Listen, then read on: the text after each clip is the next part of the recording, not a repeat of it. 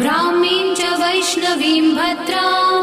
षड्भुजां च चतुर्मुखां त्रिनेत्रां च त्रिशूलां च पद्मचक्रगदाधरां पीताम्बरधरां देवीं नानालङ्कारभूषितां तेजःपुञ्जधरां श्रेष्ठां ध्यायेत् बालकुमारिकाम् ओङ्कारलक्ष्मीरूपेण विष्णोर्हृदयमव्ययम् विष्णुमानन्दमध्यस्थम् ह्रीङ्कार